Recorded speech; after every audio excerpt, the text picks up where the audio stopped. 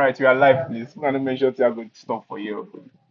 No, Allah. Okay, football fans, your favorite metabolite, your favorite podcast is back. The metabolite. It has been a minute. First of all, we apologize for the break in transmission, but your podcast is back. The family and the house is full today. I'm your favorite host, the Arsenal fan. The past week the past week has been little bomb has been materialized. If we not get the 04, we still get 2 for it. We still move on. We still move on. The house is full. Let's start with those in the building. Let me start with Sorry, our. sorry, Victor, Victor. your audio. Your Your voice is Oh, my audio audio is very muffled. is Can't Yeah. hear blurry. it. okay. All right. My blessing now because I dey use earpod. Let me use speaker. All right. I'm No, like, no, come on no. the airport, no vex. Is it better like this? Yes, it Yes, is. I think so. All right. Let me start from beginning again. All right. Your podcast is back. Your favorite podcast is back. The Metabolite. Yes. It's been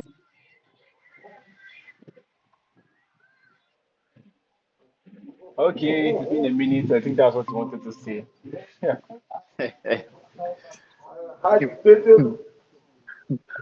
I Promise, don't go I court serious. call. No best. So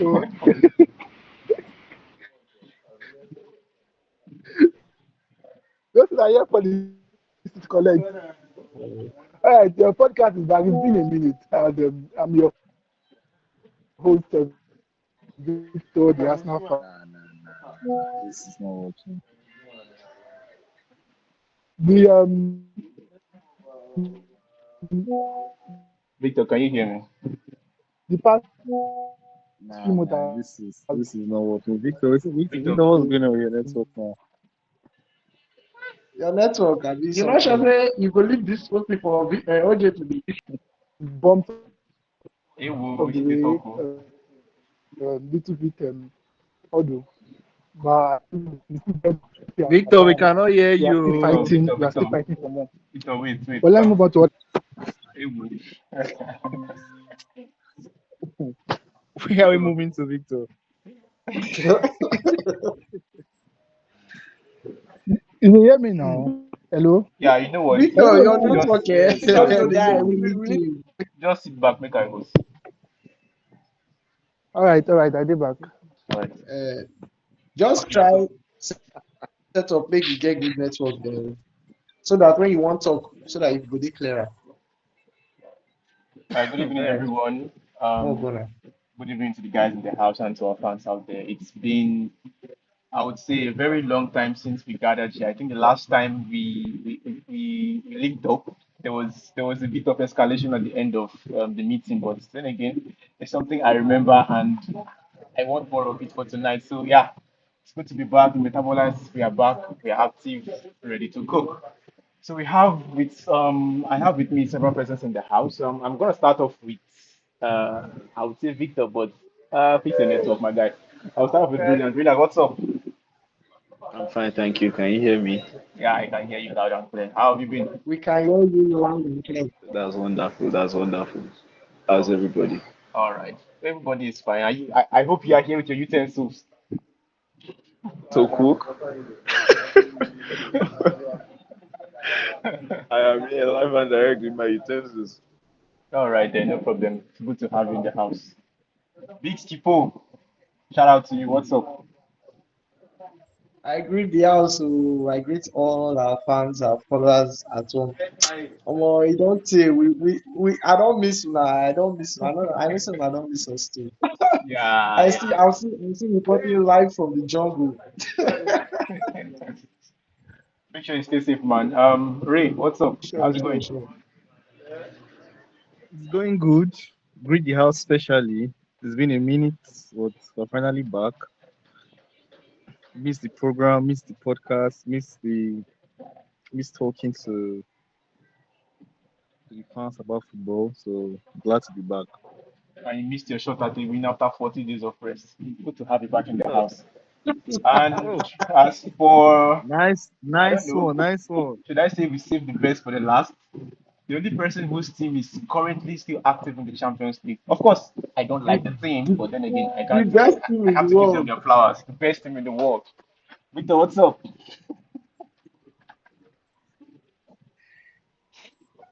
Where Victor now? Atata Victor, says I he's beg on fire. la. Where is Victor? Victor, you on fire too?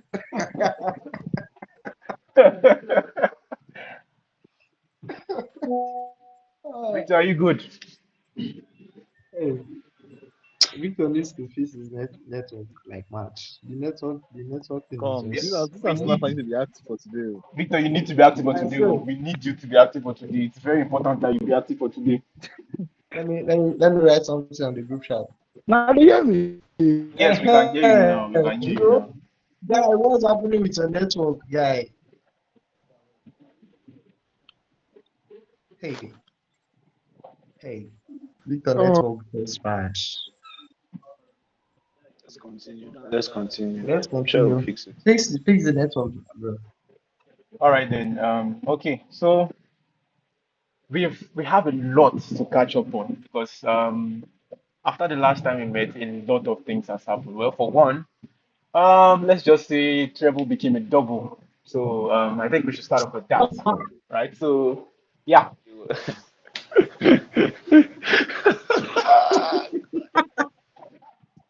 From quadruple to treble, now to double.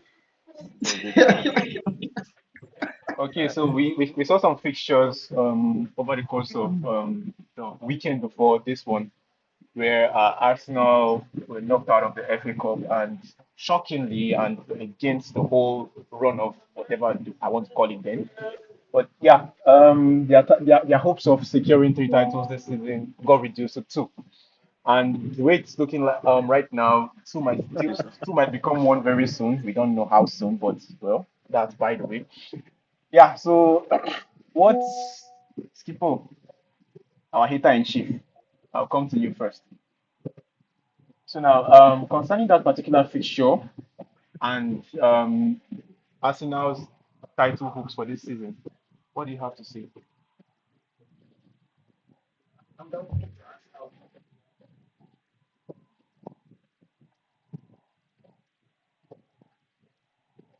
Skipo, are you there?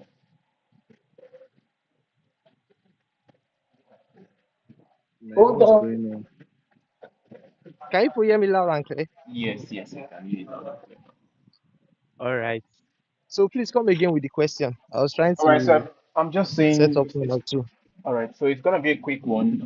Arsenal being knocked out of the FA Cup. I don't know if we actually talked about this during the last pod. If anyone remembers, just indicate. So what do you have to say concerning that and how it dented their whole bid for a treble? Okay. Remember in our last pod before the Carabao Cup final, I did say something, and I said that if Arsenal loses that final against Manchester City, it's going to deal them a hard blow to their confidence because you know when you are on top of the world, like you feel like you're on top of the world, and then you are coming against a Man City side that is seen as the underdog, like, and this has not been so for like a very long time. Man City usually are like the top dog when they are going into fixtures like this, but then they are seen as the underdog, and Arsenal they are seen as the best team in the world. So everybody is expecting a win, and the pressure is on. It was little pressure on Man City, you understand? But because they haven't really had a great season, look at their Champions League run and so on. Even in the Premier League, they have been doing up and downs. Haaland is not firing. So many things are just going wrong. But then getting a win, I knew it was going to be very, very, very vital. And then after that win, that period of, oh, that international break period that will now give it a lot of time for the defeat to actually sink into the mentality of the players. And I feel like it was what affected them against Southampton. Not taking anything again from the Southampton players. They did put up a very, very convincing performance. They had they had good chances to to have been taking like a 2 goal lead in that game, and eventually they got the victory. And if you observe, I believe most people will agree with me. Since the City game, Arsenal has not really been like at the top of their game. They haven't really been playing well. This is banter aside. This is according to Victor eight. Eight aside now. Arsenal has not really been playing well. Like it's so poor. Like seeing Arsenal playing defensively to Sporting at home, because I was in as much as I was watching the game. I could not watch both matches at the same time. But then I was like, okay, trying to like see the stats of what is going on in this Arsenal game. Omo, first half, okay, first half was a bit balanced from both sides. But then now seeing second half, I was seeing Sporting with about 60% of the ball. Arsenal having like 30 something. I was like, what the hell is going on here? How is it that you guys like we expect Arsenal to be, they didn't really start out like this. I just feel like that's ginger, that's spirit and everything that they started with. I don't know, maybe they are exhausted. I can't really say.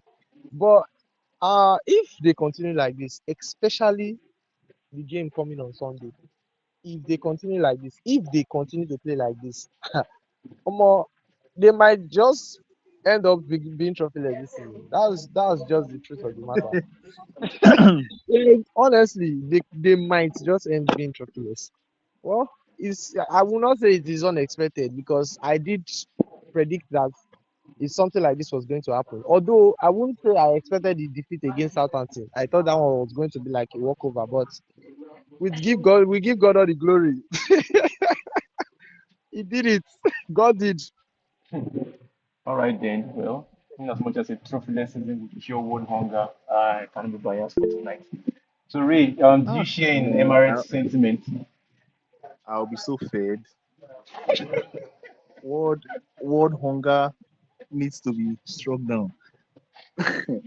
But gen uh, genuinely, Sha, when you do look at us now, I don't know what's going on with them, right?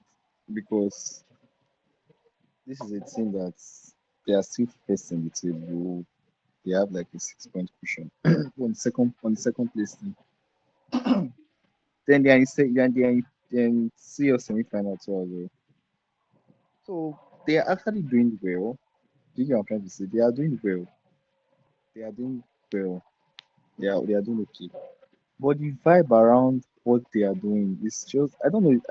I was telling someone earlier today that I find what this is strange for us now because, like I said just now, they are top of the table, 6 points clear, and they are in the semi-final of the Champions League. These are very good things.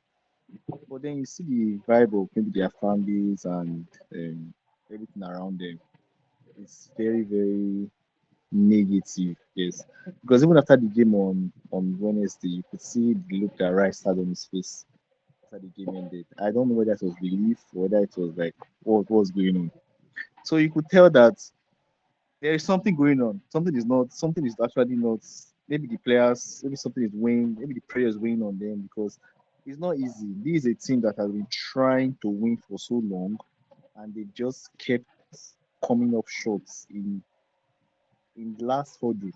2023, they were supposed to win the league at the counter. It just got to a point where they just started dropping points endlessly from nowhere. And then, of course, Man City from nowhere and they picked them up of the league title. 2024, something similar happened as well, but that one's a bit different from the previous season. So they've been trying to cross this finishing line, and there's always this blip. And I think for now, the players are not thinking that okay, what's actually going on here? What is going on here? Because they are still, like I said, the ball is still in their courts, right? The ball is still in their courts. They need to just sit down, lock in because ah, but if you look at us now though, like we've always been saying, they have this lack of attacking quality. I would always say it. They have this lack of attacking quality. Yes, they are first in the table, they are in Champions semi-finals, but they do have this lack of attacking, pure attacking quality. And you could tell in their games, sometimes their games, there doesn't seem to be any huge difference maker or that when they do need it. And the result of this is that they start to get into tight games more often than not, especially when they can't break this game from set pieces initially. It starts to get very difficult. So genuinely, Sha, for us now, in as much as the ball is in their court, they are also under a lot of pressure because Man City are not going to just sit back. They are going to do the chasing as best as they can. So in as much as Arsenal, if they can go to the Etihad this weekend, try to win or even get a draw, to be a good result for them. But if they don't lose that game to Man City, then I just feel like their season is going to implode. So this is going to be a very, very key game for them. So let's just see how they handle this over there in that side of London. So let's move on. All right, then. Thank you for that. Brilliant. One might say that the defeat against Bournemouth over the course of last weekend was something that one can easily see coming based on the trend that Arsenal had been following over the past few matches before that. Do you share in that bias? And if yes, what what gave it away?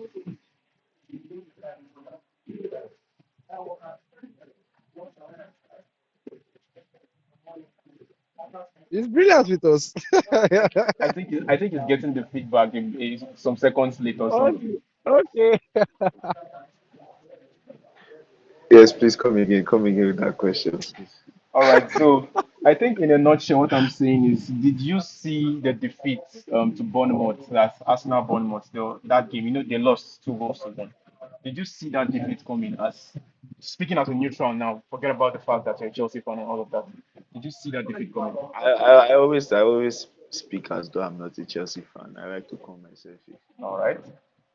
except when I want to banter. This is us trying to dissect the title race and Arsenal situation.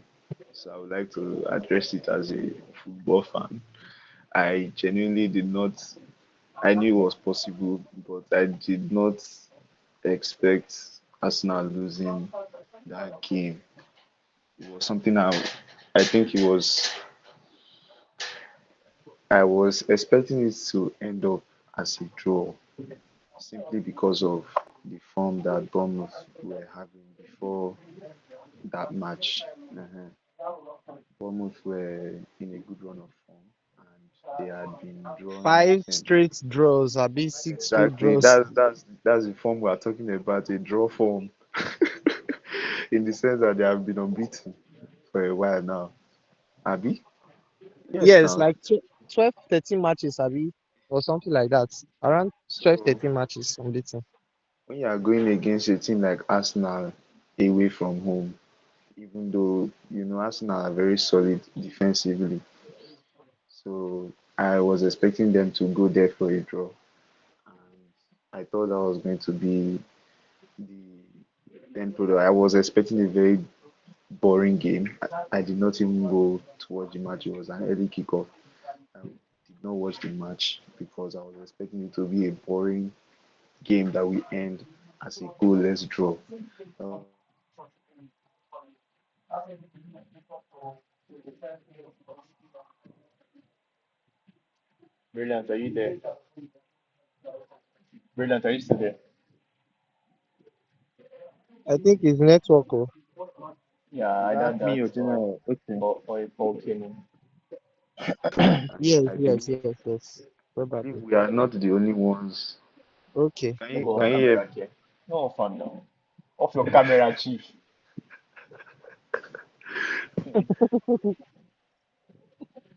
can you hear me? Yes. Yes, we can, we can, we can.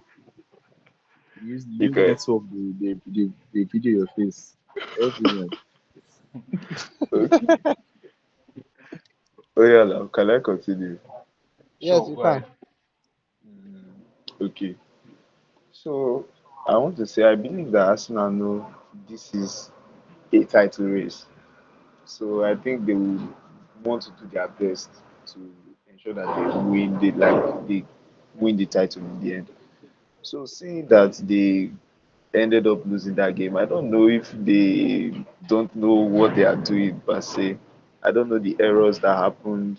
I don't know why their attack is not that sharp. But it came as a bit of a surprise because I was thinking Arsenal would definitely do their best to not lose any of the games. But seeing that they lost, it is very possible anything can happen from this moment. That's what I just want to say. That I was surprised that they actually lost. I was not expecting it. But now that it has happened, title race is wide open and Arsenal can lose. Even watching this midweek game against Sporting, their attack was not sharp enough. And ending with a goalless draw against a team like Sporting when you have Premier League opposition coming against you is very disappointing. It shows that you're not that competent for the race that you have found yourself in. But I don't know if Arsenal can actually pull something, a rabbit out of the hat in this Premier League running and get the title. That's what they have to prove to us in the end. So we are here for the entertainment. That's just it. All right then, thank you. So I will come back Man, now to the man of the a, hour. a quick So Victor, a quick update on all right, go ahead. go on. Okay, I so wanted to say a quick update on Europa League.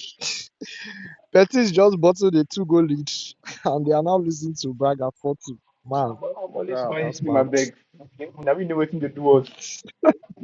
Anthony downfall and start. Why Strasbourg has overturned two-goal lead and are leading 4-0. Wow. Isn't that Two tech bros goals format down. team? Wow, that's nice. Why Vallecano is Braga. Yes, so 3-1. now Pastor That's tech. Senior. That's tech bros format team now. Omo, omo, these are crazy matches. Let's go. Let's proceed. All right, Victor. So quick one. Now, it was very important that that game against Bournemouth was a victory for Arsenal because it gives them momentum going into the fixture against Manchester City, right? Because they know that even if that fixture doesn't go their way, then there is still at least 6 points gap between both teams. But now losing that game against Bournemouth didn't just put, I wouldn't say put a dent on your title hope, but Ah, it's going to shake your nerve a little bit, right? Now you are going into the City game, and then you are in between because you want to be so cautious as not to lose the game, but then you need a win in that fixture. So yeah, after losing the game against Bournemouth, what were your expectations of the team going into the final stretch of fixtures for the EPL? Do you think you can see through? Can you guys hear me clearly now? Yes, very loud and yes, clear. boss. Very clear. Nah, I apologize. I was using Glow before. Now I don't You need use to Glow. use I thought as much that it was network issues. yeah. No problem, man. Glow gave me 5 gig for free now, so now I know we use Glow. I am come use am So No now. wonder it's choking. Free, call it the free 5 gig now. For yeah. Ah. okay. Thank God you guys can hear me clearly now. First of all, I thought we were doing UCL roundup. Wait till carry us go weekend game again. I thought No, weekend has no, no, no, passed. no. We have we Yeah, it's been a while. We yeah. we, we, we we We dey linked up, cash so up we are now. We just need to trying to cash up catch up. all the things we have missed out now. We have missed No, out on. we So, have to catch up on the weekend. Then you see. all right, Exactly. all right, Uh, On all the right. That weekends. all right. That same weekend, we could not start with Chelsea that chopped 3-0. Now Arsenal we can't start with. Why? No, nah, Eh? like no, we we've been move now. discussing We stop Arsenal. now. We've been discussing Arsenal since. Arsenal Yeah. start the game week now. No, but not the first game. Yes, now. Early kickoff. So it is well. Early But kickoff. yeah, Collect the early. the How thing you that want you to guys fear just to like, collect this one early safe? you guys Early. just like, Early. I just like to talk about Arsenal. Anyway, Uh, anyway, That's a sign of greatness, man. Keep going. it's not sign of greatness. It's sign of people not really get anything to do. Now just to mark, just to shut about us now. Anyway, that Saturday game, when I saw the lineup, I don't say we will lose. When you are seeing that kind of lineup, you know you are going to lose. As some lineup, you will just see like Man United game. You are seeing Ugarte, and you are seeing Cass in the midfield. You just know that one is a pure lose. You just know some certain Leave Man U thing. first. Focus on Arsenal. No, I'm not talking to tell you It's an some analogy. games It's you an will just see. analogy. Like And then Chelsea why game against Chelsea game, you see there's no end zone in that midfield. You know that game is going to be a loss. Certain players you don't have. You see that, for example, now Rafinha is near in Baka team and this guy is not here. It's going to be very very difficult for you to win that kind of match. That's what I'm trying to say. Some certain game, certain type of people just see. Just how much they already go.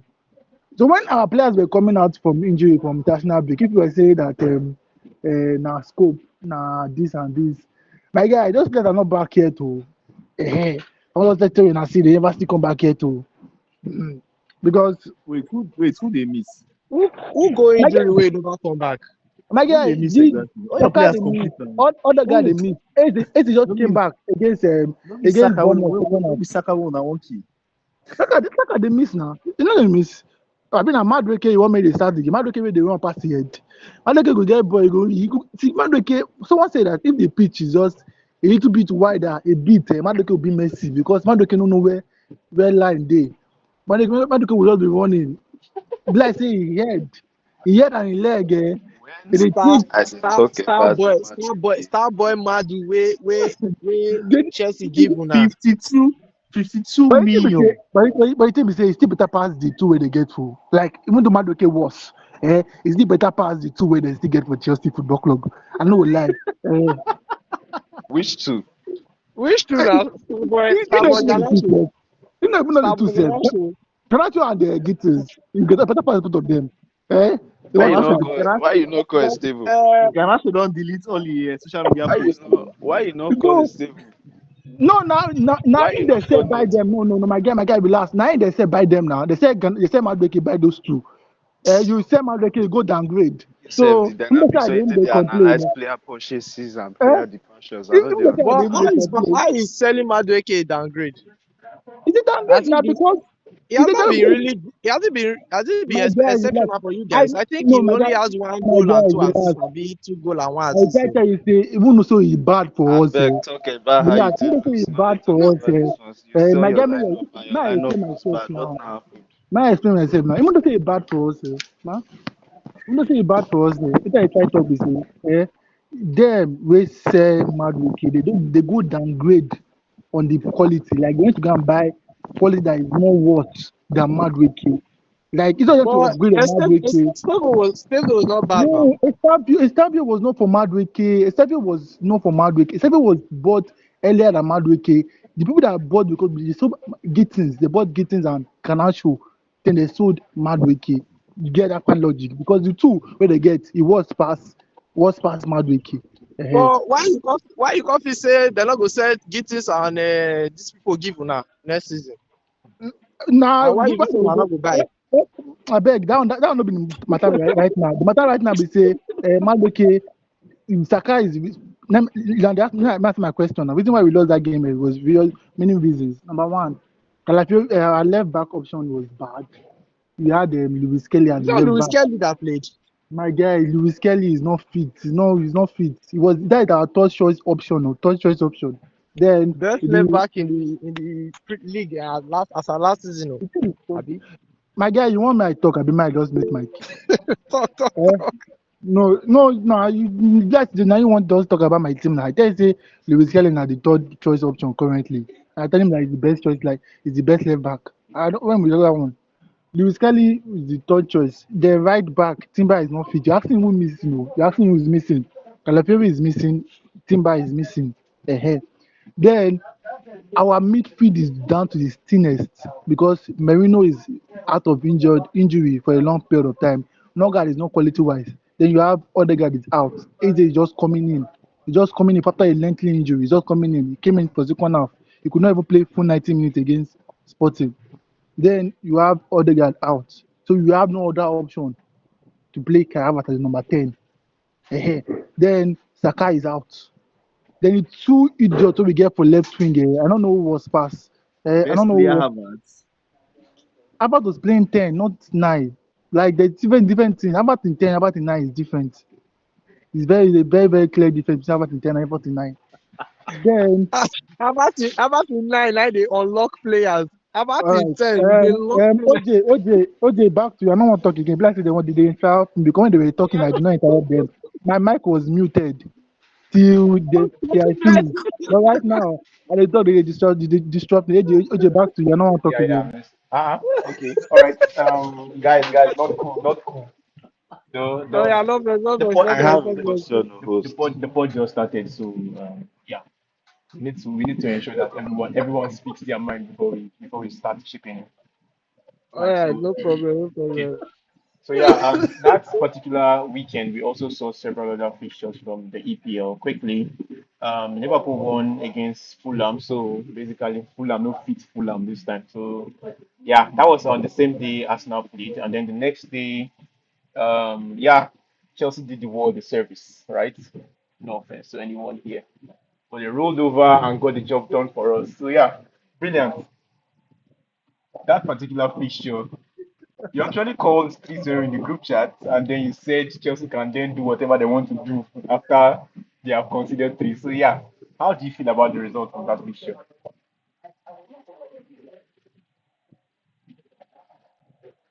Shikanda, are you there?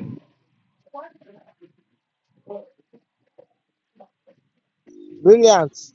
When the world needed him the most, vanished. All What right, about Jerry himself? Jerry all right. is not here himself. Jeremiah, are you there? Yeah, yeah, I'm here, bro.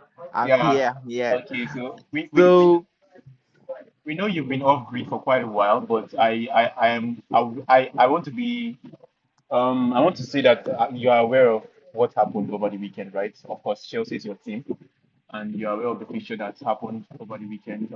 That's their match against Manchester City and how it ended. Would you say that that yeah, was what you wanted? yes, I am. Would you say that that was what you wanted for your team that particular Sunday, or was the defeat something that you would Yes, say stings you as a Chelsea fan? I was so I was so happy we lose. As a matter of fact, I was I was, oh my god, I was happy because I I never wanted us to win that game. Because if we won the game, we are giving Arsenal the trophy. And how will Chelsea hand over a trophy to Arsenal? It's impossible. I rather lose than to see Arsenal win.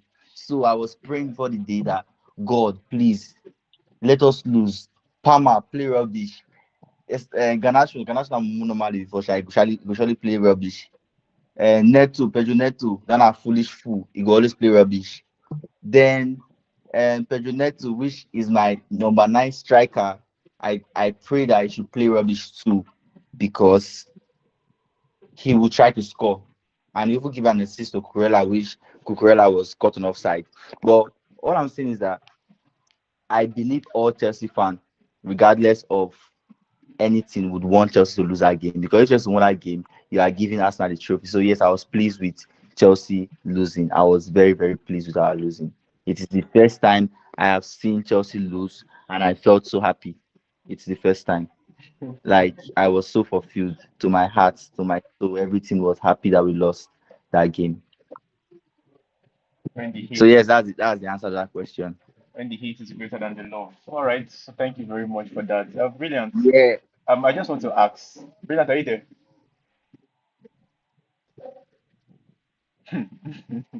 Brilliant, are you there?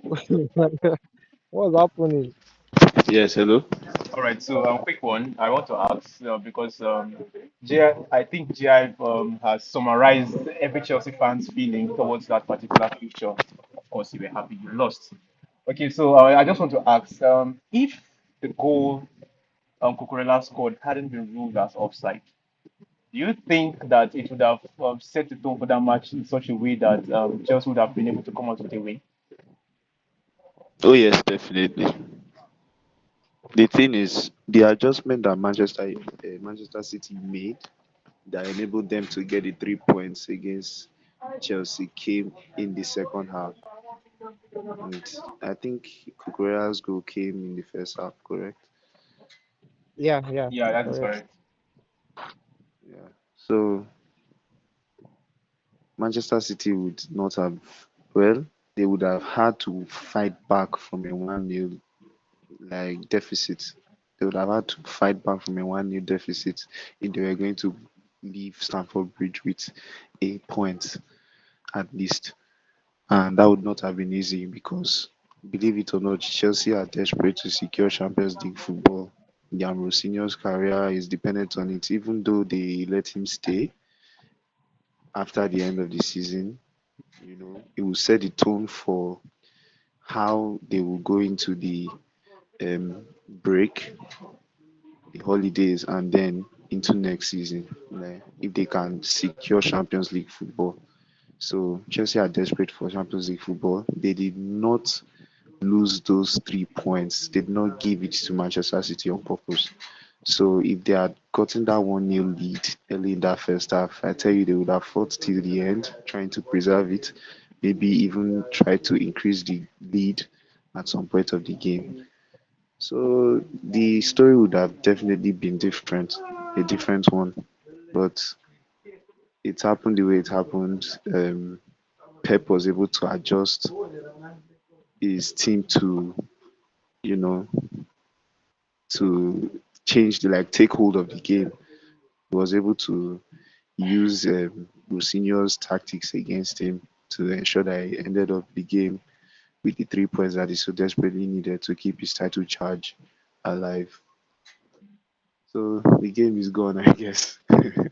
Chelsea will have other opportunities to secure their Champions League football, starting with Manchester United this weekend. Thank you. All right then. All right then. Thank you for that. And finally, before we close it off for those weekend fixtures. Now, fun facts: do you know you can fall in love, get dumped, fall in love again, and then get dumped again in 3 weeks? I don't call anybody anymore. Then it took a particular team 3 weeks and some days of rest. They came back, they lost. Ray, what do you have to say about this? Ray is not in the meeting, guys. I have stepped out. But but technically it's just 1 week now. 1 two week of what? weeks, Which which two which weeks, which one would be that one? 2 weeks, 2 weeks. People were international break, so you can't add that to it.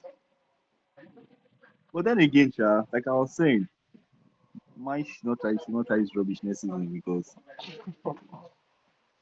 at the end of the day, at the end of the day, when you don't play, when you have even if people say you are well rested, you are still going to lack reading.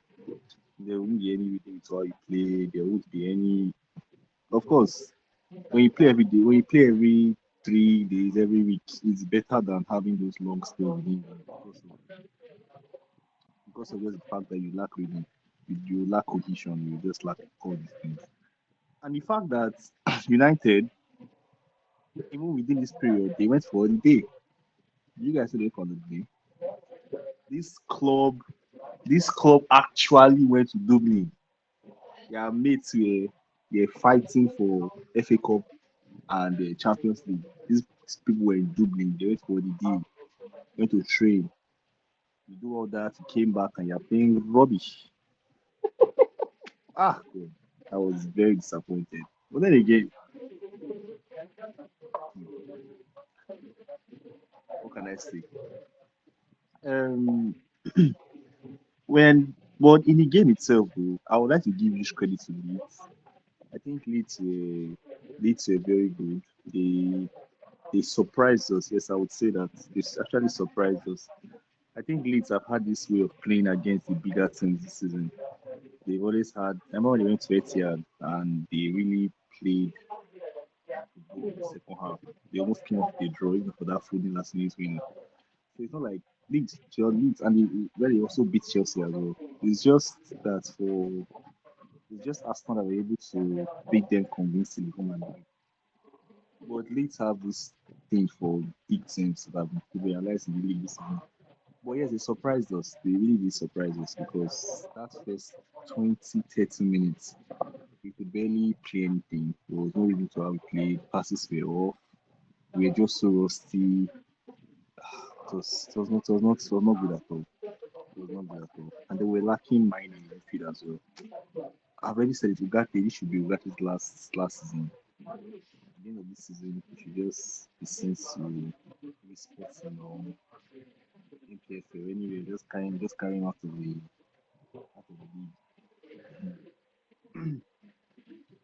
So all in all, shall we lacked control. We couldn't play out of Leeds press. Leeds were very, very good at suffocating, making us play predictable football that we could defend. Yes.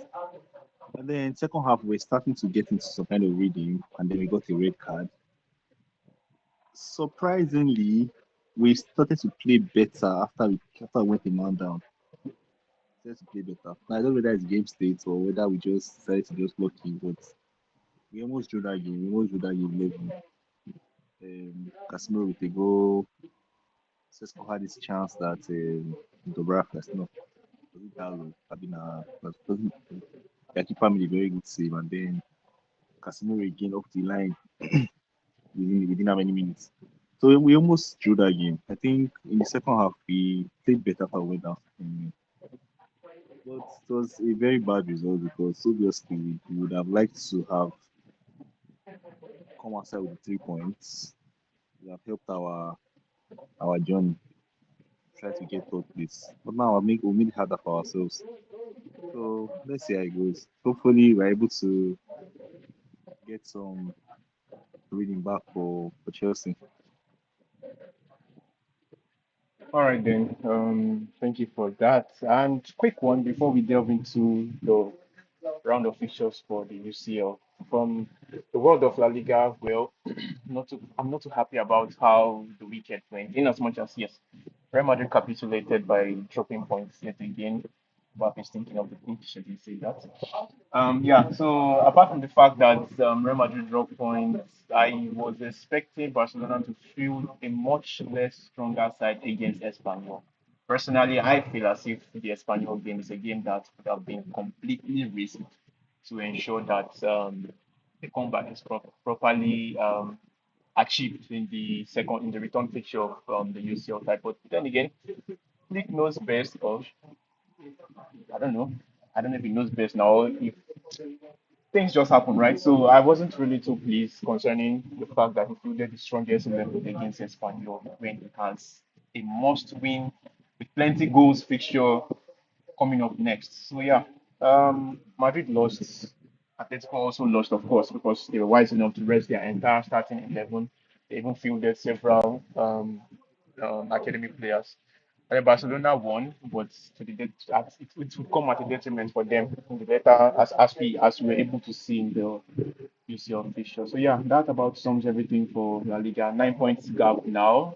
Word on the street is that if we win our remaining fixtures, by the time it is El Clasico, we might have won the league. But then again, these guys are refusing to give us guard of honor. We don't really send chat. So we move. So we're moving on to UCL proper. Now, remontada happened, remontada went back. Liverpool were never really in the game. It was always obvious that they were going to be beaten yet again. Madrid, they showed flashes of brilliance here and there, but then again, they didn't come out so well for them. And then Arsenal, they bested their way into the semi-final. Yeah, it wasn't really a good game, but then again, it got the job done for them. I only just pitied them because they had to sit through the entire 90 minutes watching that and miss out on the Madrid Bayern game. So yeah, let's start off with the games that happened on Tuesday. So Barcelona against Atletico Madrid. Ray, let me start with you.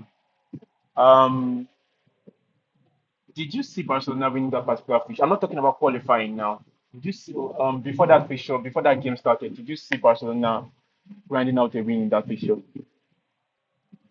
Well, yes, actually. You know the funny thing, I was actually thinking that. they're actually going to pull a comeback because although the belief is always there, I don't think 2-0 is a big lead. Personally, I don't really think it's a big. All you need to do is score the first goal. If you can score the first goal, then you have a chance. And I mean, watch the game. Baka came out all all guns blazing. That first 3 minutes of the game already, Atletico Madrid were already feeling the pressure. And then of course they got a goal. Press was a lot on the Atletico Madrid. So they got a goal from there. So yeah, I was actually thinking they were going to just even bad as it bad, get it to extra time. But unluckily they had a red card and kind of derailed whatever they were going to do. So having red cards in both legs actually carved the styles in a very big way. But yes, I did expect them to try to win or try to get a comeback in the game. All right then. Thank you for that. Brilliant. Do you share in his bias concerning that particular fixture? Concerning Barcelona Atletico. Yeah.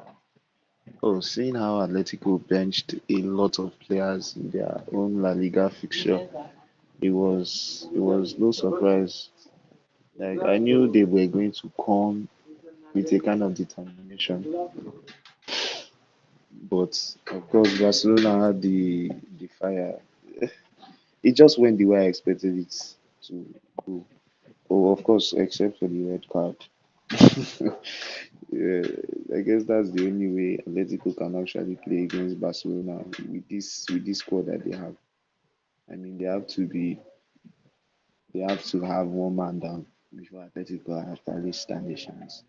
Because without that extra man, Atletico were playing more of a defensive football. It's a miracle that Lookman was able to even score at that first half. So the game just happened. It was not much of a surprise. The only surprise is that they actually saw the game in that red card again. Similar thing that happened a last man professional tackle, this kind of stuff. Last man foul, get to the red card, and then you are playing to a 1-man deficit. You are shut.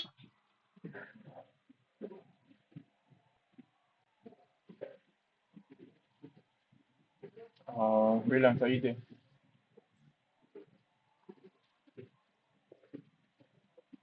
Brilliant. Network issues probably. All right, that's fine. So while we wait for him to come back, I'm speaking about red card. Skipo, quick one. So you saw I don't know if you saw the game, but you must have seen one or two highlights about the fixture, right? Yes, I did see the highlights. I Um, didn't watch the game, but I saw the highlights. okay, good. So I presume you would have gotten a glimpse of the foul that was made on Daniel Olmo that wasn't called, and the red card that was called for Eric Garcia against Barcelona. Did you see both incidents as being similar? And if the red card against Garcia was called as a red, does that mean that Dani Olmo's foul should have been a penalty? Um, like I said, I think I was discussing something like this with somebody. I think I think that same Champions League night. You see, there are so many inconsistencies in referee decisions, like so many inconsistencies. This is one of the major reasons we have had this season. You give one decision at one end of the pitch, and then you go and do the opposite at the other end of the pitch. I feel like, for me personally, I would have said both cases are the same.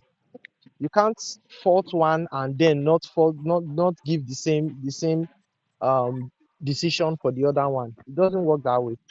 Personally, I feel like Barca was robbed. Personally, I feel like they were robbed. And for me personally, I do not even support that red card of a thing. That red card, I feel like it should have been a red card. This was what happened in Liverpool Man City game, the game where Liverpool lost 2-1 at Anfield. This was the same thing that Gay did, Salah. But they didn't give the red card because the explanation was because there was a man coming across. Even and that one said that the man was not even close. This one said I could see that somebody was trying to like come across. So I But also feel like, this, sorry, okay, sorry, continue. yeah, I also feel like it was too harsh. But then again, one thing I will say is that these decisions depends on the individual, which is the referee in question.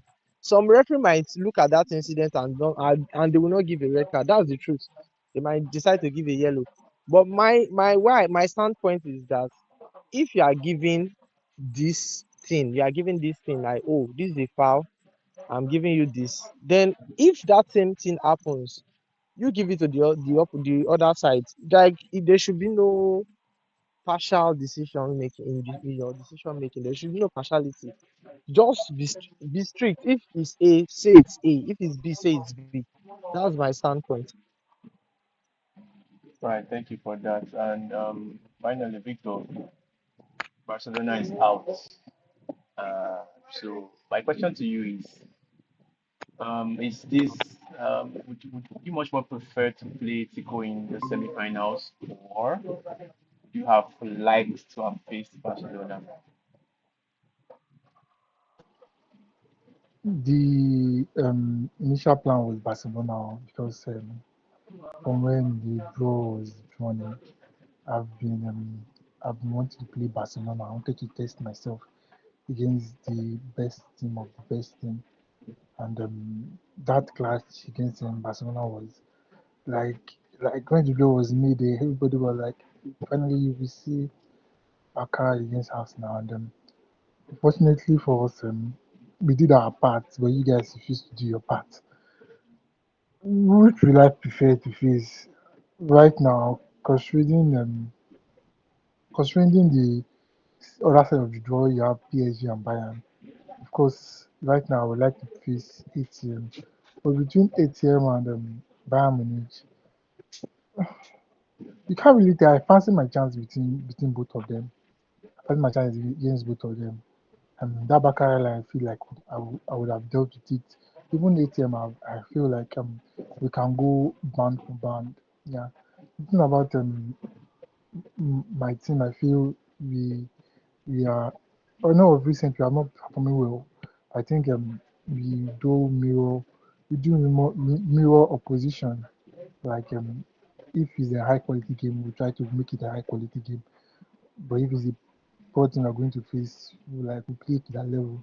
So I feel we are very adaptable to depending on the particular opposition we're going to face. So I, I, I would have prepared Barcelona just because I want to face the best of the best. But you give me ATM, I will take it because I would rather face ATM than to face PSG or Bayern. Let Bayern and PSG slug out for themselves who will face me in the final. Simple. All right then, no problem. So well, from my end, I don't have much to say. I've lamented and did all I wanted to do after the fixture that night. Yeah, of course, I did expect a win, and to a small extent, I expected a comeback. But there was one thing I was absolutely certain about that was going to happen in that fixture is that we must concede. That one is not Concede. that one cannot be. You can't Must negotiate concede. that one. So it's just a matter of how many goals can we score because I know in my heart of heart that we must concede. Well, I have to give it up to Musso. That sort of a big shit. I say that him shall because I think he made about 7 saves in total, five inside the box. So yeah, he even made away with the man with the highest rating in that particular fixture. Yeah, it's a young team. In as much as yes, we score a lot of goals, we play beautiful football. I really don't see that team as being ready to win the UCL. Not just because I am hitting on my own team or something like that, but it's just that if they win that UCL with what they have right now, then they are flattering to deceive themselves because they now feel as if they have all they need to get what they want, and they don't really. I know how my president works. He may not really see the need for sufficient reinforcements because he now feels as if all the pieces are now put together and in place and they're working efficiently. So it's actually good that they crashed out of this tournament. It should serve as a wake up call for the management to reinforce the team very, very well. Because honestly, if you ask me, there's only one or two persons I can pick out from that defensive line that should be starting games like this for us at a time like this. So it's not acceptable for me. It's not acceptable for me at all. Yeah, of course we play attacking brand of football, a daring brand of football. After getting the two goals, I expected that they would try and manage the lead all up until the halftime because if there is one thing I've tend to notice about my club this season is that we tend to be much more deadly at home and away in the second half. We tend to be much more efficient in the second half. I expected them to manage the lead after the second goal, but then they kept on going and going, high risk, high reward still, and then they got punished. Just look at the way Kunde was running, almost as if this guy's life has left football for fashion. I don't know what is going on, and I don't know why he was started in that particular game, but I feel as if a much more efficient fullback should have been able to at least catch up with Lookman and maybe make a sliding tackle that would kind of block whatever the ball from getting to him and all of that. Yeah. Overall, it was I was proud of the team. Yeah, they represented until the very end. Lamine Yamal, absolutely brilliant. I don't think he deserves some of the people he's playing with in that particular team. He did everything he could. He made provisions, but nothing. Big ups to Musa as well. He was the one that literally won that game. Forget about the equalizing goal from Lukman. Musa was the one that won that game for the team. And yeah, I think I would also give it up to Tico. They tried, and I hope I really hope that they get to the finals. But well, looking at the giant mountain that stands in their way, I don't know. I don't know. That remains to be seen. So yeah, that's about my take for that particular fixture. So that same night, and on the other side of town, I won't say the other side of town, another fixture was happening at the same time. Now I know that he doesn't like slots. I know that most of them right now do not rate him. But Stipo, I have to ask, was there ever an iota of belief that you guys could have pulled out anything against PSG that night? Um, yes, there was, but however slim. Let's say maybe like a 5% or maybe a 10. Like just like what Ray said, in when he was talking about a comeback, a two-goal lead is not really that much. And then considering the fact that we are playing at Anfield, which these days doesn't really seem like much, but then it's still our home, it's our home turf, and um, our fans will be there, so we would want to play better. You get. So I would say yes, there was, yes, there's belief that something could have happened in this game. Yes, there is. That's just like the short answer for the question. All right Do you then. want me to So go into the match properly? yeah, but before you do that, quickly, I want to.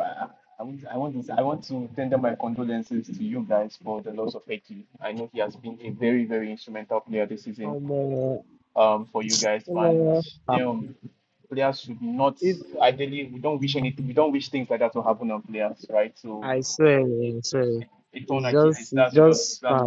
That's just crazy, man. I How think did you it say that, Achilles? I didn't watch that game. it even The thing overshadows was, I think the defeat.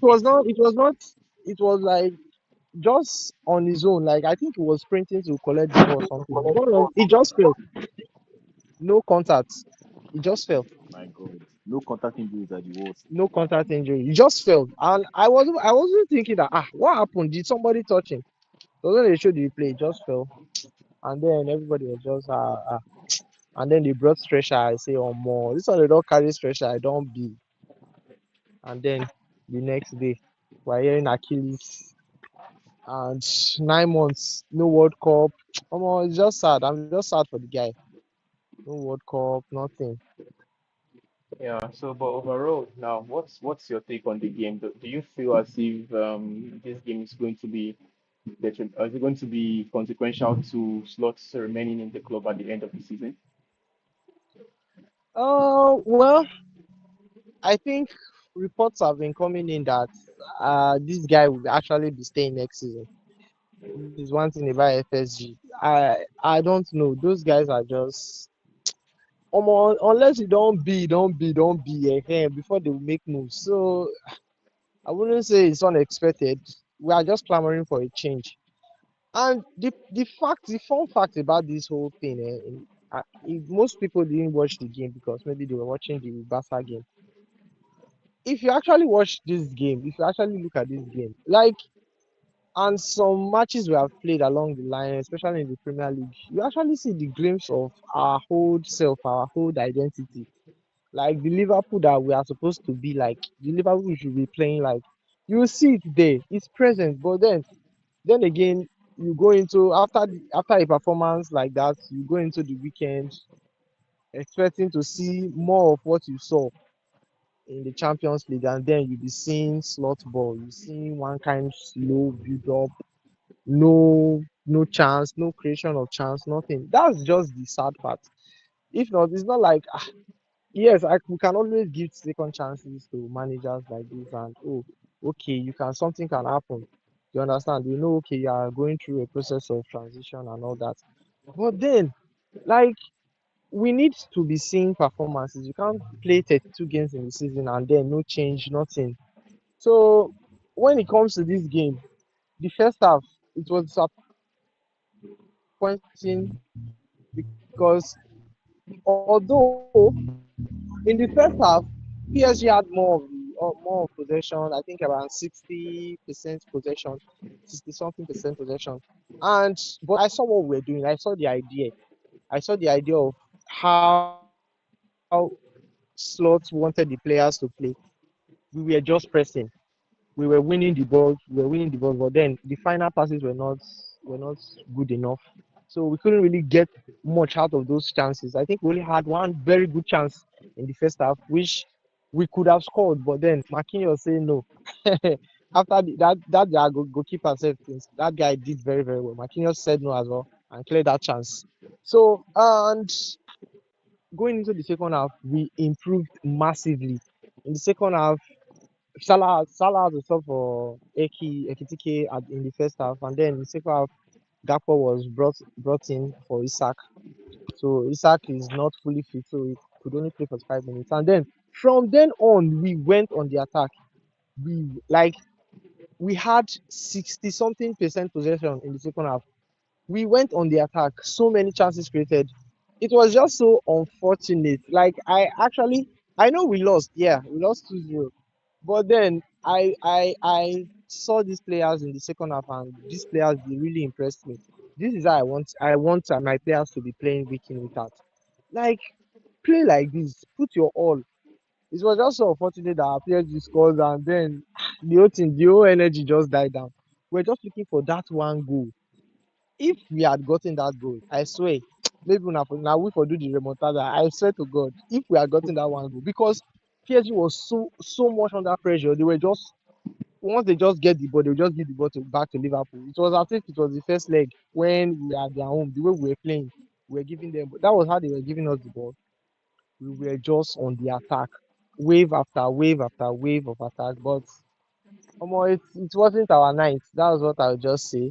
And they got the goal, and then there was nothing we could do. After 3-0 aggregate, everybody don't give up because it was already 80 minutes plus already. So, but I was really proud of my players. I loved the performance they put up. Like, I want to see more of this. If Slots can actually give me more of this, I don't mind him staying. That's just it for me. I believe the major criteria of him staying now is like the major goal now is this Champions League qualification, which I know is not going to miss out on because it will be very difficult. It's like I think 4 points clear of Chelsea, who is sitting at sixth position. So it will be very difficult for him to just he know say a job there on the line. He has family to feed, so he go to he go to So, but next season, let's just see what some players will be leaving. Salah will be leaving. Robertson will be leaving. I don't know. I think we are going to be like this is going to be like a whole new Liverpool. Or more like we are just it's as if we are changing the whole team. So I don't know if we can put in, if we can begin to play more of what I saw in the second half against PSG. I believe we can challenge for something next year. All right then, no problem. Yeah, that was a good one from our Liverpool representative. Okay, so yeah, concerning that particular tie, Ray, I want to look at it from the angle of the PSG as a team. Now, of course, by winning that fixture now, they have that's a statement win by coming into Anfield and um, not just winning, but winning the clean sheet. I know that yeah, Liverpool are in a situation right now where they are not very good in terms of pace and all of that, but we still can't take away something the fact that PSG actually did good by coming there and I won't say dominate, but getting a win with a clean sheet. So, do you think they go after this particular fixture now? Do you think they have that motivation and firepower it would take to get them to the final?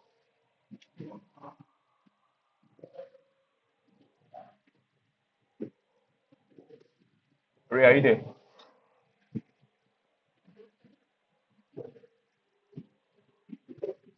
Ray, It be like the guy don't go sleep. Oh. Ray has finished. I'm here. Oh, I'm here, guys. I'm here, guys. Oh, okay. So did you catch my question, though? No, my network was went off for a bit. All right, so I'm just saying, looking at things from the PSG angle, that was a great win for them. Of course, that helps them build momentum going into the semi-final. So, do you think they have a shot? Like, and by how much do you think this shot is going to be in getting to the final? Yeah, they are a very solid side. They seem to have this very good balance of the way the profiles in their team just match with the whole the whole thing. So they have a very good chance as always. I think they just have this the attackers, they just have this set of players that can just make a difference. Yes. I mean you can watch the game against Liverpool for example now you saw how tight the game was leading up to that and then Dembele just got that very brilliant goal to kill the tie. So these are the things, right? These are the things. These guys, they seem to have a league also that obviously backing them. Be surprised that they postpone the game they have between the games they want to play. They want to play when they face Bayern. So they do have a good chance. They do have a good chance. I look forward to that time personally. All right. Well, considering the fact that Bayern has all but wrapped up their own league, I think Ujuru will cancel this time. So Bayern's players will be also very well rested going into both legs of that Aura fixture. for So aura. yeah, it's going to be aura for aura. Yeah. So okay. So moving on to the next day, it was yesterday. It was all popcorn and fun on one side, and well, black and white on the other. But yeah, I'm gonna start with Victor. Yeah, you guys were able to get yourself over the finish line. How was the game? I know you caught the game, and was there any point in time during the game where you felt as if you guys didn't have a handle on the feet on the tie, and things could have gone a little bit south for you?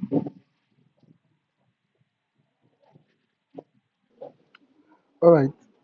The thing is that the game was just how will I say the game was just there. It was I think for for the first time after a while I feel this was an improvement of the previous three games where we lost.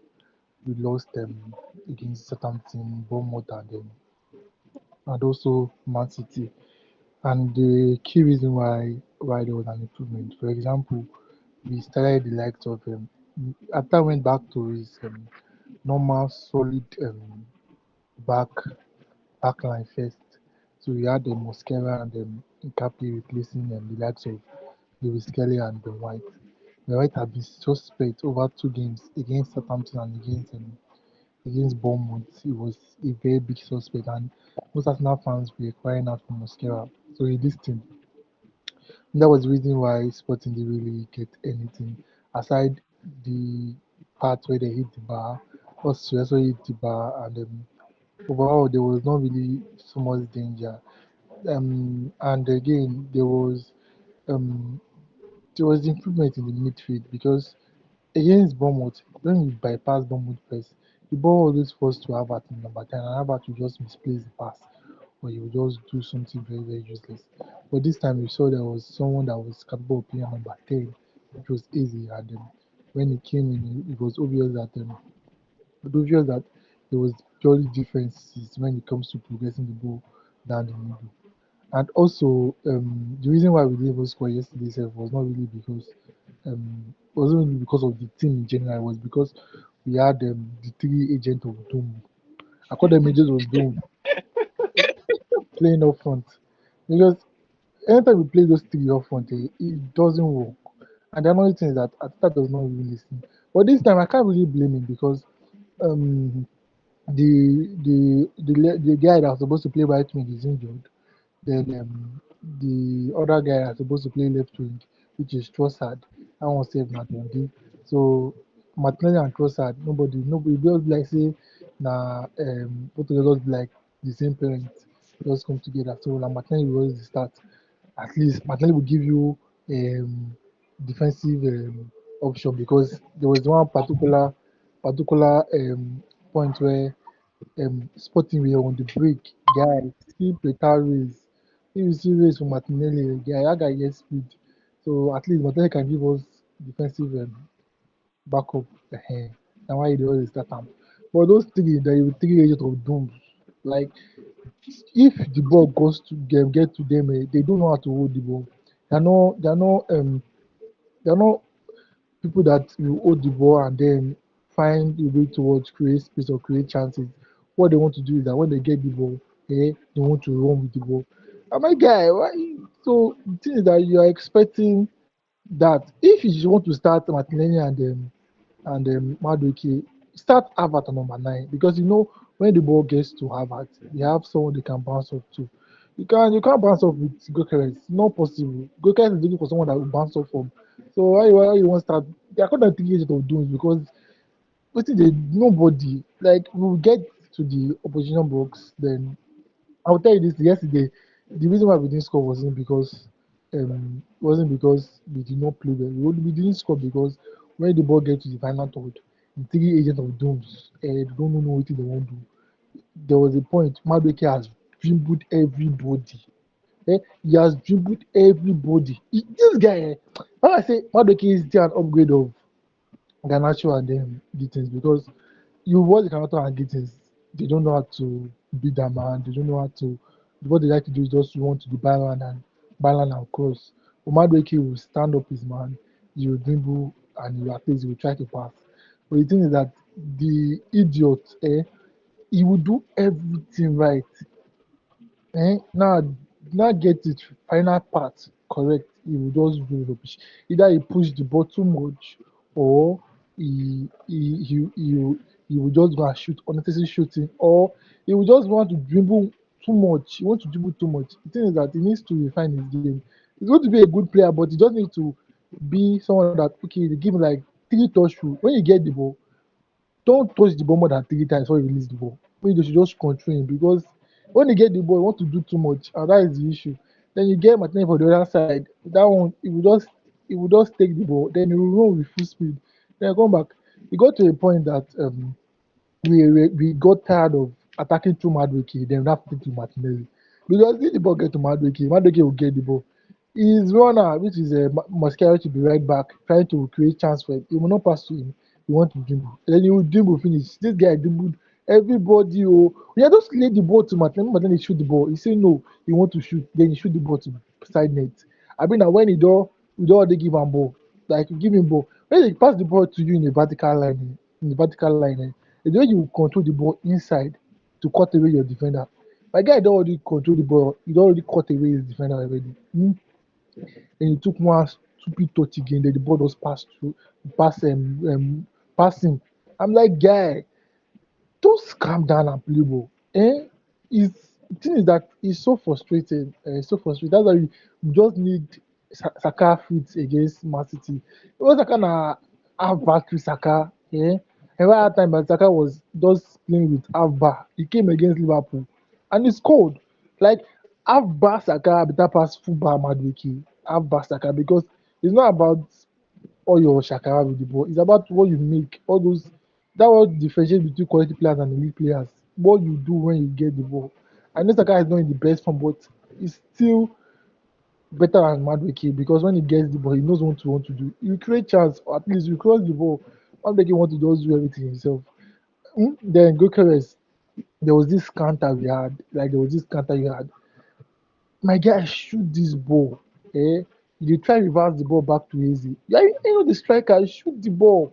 I've been at a point where, but the only things reason why I'm a bit happy with performance is that we're back to our normal solidity performance, which is just stay back, stay solid. Sporting had only, I think, Sporting had only five shot that game. They had five shot that game, one shot on target, then one shot hit the bar. Emmanuel was saying Sporting had about 60% possession. My guy, that was a spell. Like let's say like 5 minutes, 10 minutes spell, because we were leading and we had to what, be we have to conserve our energy. Let's put to come and attack us because they need the goal. We're already leading the tie already. So we have to manage the game. And his substitution for Mateta was really, really impressive. He brought the like of Harvard. Harvard now played number 9, and we saw the difference. Why I would just take it with one, Harvard to head the ball, then he will come to Eze, Eze will shoot it. That is easy. That is what we call with one football. When you want to play Gokeres up front, Gokeres will not be able to win area draws. So most fans are already crying out against Man City, which will start Harvard as number 9. Then Eze will bounce off him. Better. Eh? Kudos to the likes of Zumendi and I think Rice is our new captain now, aside Odegaard and Saka, if they're not in the pitch, Rice is the new captain and he played well yesterday. The game you guys may see is a boring first, but me I feel it's just an improved performance from the rest. And you may say we will not be sporting, but you should take into consideration that the three players wey dey play up front na agent of doom. Those ones they don't know how to do. Either you if you want to play Martinelli, you play with Saka, or if you want to play not Madueke, you play with Trossard. You must complement them with someone that can actually stick with the ball and create chances. Not playing the three of them. That is the only every time Ateta will do all that rubbish. And the thing is that if they will play with three of them, you have never won the game. I don't know why you guys still trying it. But now we're in the semi-final. The only team present in England in the semi-final. Some teams scored um, 3 goals, they didn't still make it. Some teams scored 4 goals, they don't still make it. We score 1 goal and make it to the semi-final. It was a very, very composed, calm, and we just control the game from minute 1 to minute 90. Over to you, OJ. Yes, sir. Yes, sir. I think you have every right to gloat for now. So yeah, emphasis on for now. So we had another fixture yesterday. It was kind of like a clash of titans for one. I'm happy that Man got knocked out, but well, that's a story for another day. Yeah. So the Kings of Europe got caned in the Alliance Arena. So Emirates, no, wait. I am Um, active. yeah, I active, but wait first. Let me start with Ray, please. So Ray, I think it's safe to say that 3 out of 4 of us in this room caught that particular game. So for a moment, Madrid looked like they didn't come to play. They looked as if they wanted to aura farm that personality, that European personality that we have known them to have. And I think for a certain moment, I was convinced that, well, Madrid might actually be back, but then the red card happened. So, yeah, what's your take concerning that particular game? Oh, this game was a game for the ages. Ah man, sometimes football has had this. I don't know about you guys, but for me personally, Premier League why kill us, bro. football has been giving me this very weird. I don't know. I've not really Premier been League why enjoying it as kill us, much. guy. But then one game just pops out of nowhere and like, yes, that's why we watch football. The game was brilliant. So I'm not going to lie. You just look at two teams with superstar attacking quality just going at each other. There was no holding back or anything. Just but in that first half, I think Bayern they play most of the ball. Madrid were just picking their moment, which of course is expected since they are at the Allianz Arena. So but it was a brilliant game, and I like the fact that the people that turned up were actually the best players on the field. You understand, like the actual best players, the likes of Vini, Kian, and King, Yaz. Is even Kimmich had a very brilliant game. So they Bellingham. just then Gula. How can I forget Gula? Let me answer. The I'm not going to lie. The game, the start of the game was very surprising to me. I was not expecting that goal from Gula. I was not expecting that error too from Manu, from Neuer. I don't know what was going on. I just saw that Madrid had scored, and well, thank God Bayern were able to equalize immediately. For all you know, the game was very entertaining. Like it was one of those games that if you actually said you wanted to step out to get something, you miss five. You really miss a lot of the game because it was going so fast. Lots of things were going in the game too as well. So yeah, it was a very brilliant game. I'm not going to lie. It was one of the best games I've seen in a while. So yes, um, Madrid were Madrid were Madrid did well. I'm not going to lie, they actually did well because I wasn't really expecting them to actually go to Allianz and put up that kind of fight. I was thinking that Bayern were just going to win the game, but they did well. They did well. The red card too kind of like derailed them in a way, but then again, like Kane said, um, how did Kane even put it safe? They've had a lot of decisions go their way in recent years, so let them just hold this one.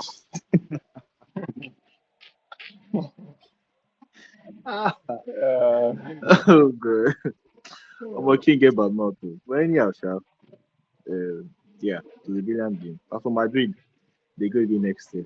Back to back trophyless seasons on head of. sacked. Highly sacked. Okay, so quick one, Emirates. So concerning that particular fixture, yeah, there's this whole speculation about how when Madrid play with all three of Vinicius, Bellingham, and Mbappe at the same time, they tend to either lose or they don't play well all together. Of course, I know that they scored goals in that particular fixture, right? But then again, the first goal came as a result of an error. The second goal was a free kick, a dead ball situation. So overall, would you say that that particular allegation would prove to be true based on what we saw from last night? Well, personally, I just feel like that's just agenda normally because this these players you mentioned they did very well. Like I was so impressed. This is a game that like I wasn't really watching because I personally I like Mbappe. Like he's my guy normally. He's someone I like. It's just so unfortunate that they have a traitor in their midst, which is making me go root against them. And even that same guy, he did put up a very good performance. So honestly, Ah, Trent the like ball. Oh. Hmm. ah, he get one pass. That pass where he throw give Mbappe away. Yeah, Uh, first half. oh my guy, I just wanted Trent to played say, ball. oh my trend they pass before shot. Like so I just feel like that's just agenda. Like all of them they balled. Like both sides were just playing football. Like they just came to let's just play football. You see, I know Bayern had more of the ball, but I feel like the slight difference from the last game was I think Real Madrid had a better shape than when they played at the Bernabeu because Omo, wetin Olise use Carreras I see that there. Omo guy, but if you look at this game now, starting Mendy, I feel like they kept him a bit Yes. um Mendy controlled. was up for it. Although he later turned up, sha o, like and he still had some chances, some shots here and there, but it wasn't like the way it was in that Benibam match where it was just turning Carreras upside down. So I feel like Real Madrid had this structure. They went into, and funny enough, like what OJ said, they would have actually done this comeback. Oh, funny enough, if not for that red card, because the game at one point I was just I said this game now extra time with the CISO, and if that match enter extra time, like trust Madrid to just pull. And fun, I was even scared of Madrid than I felt like Madrid had more threats than Bayern. Even when Bayern were still holding possessions because they are so fast on the they will just pick a moment very fast on the counter. Mbappe very fast.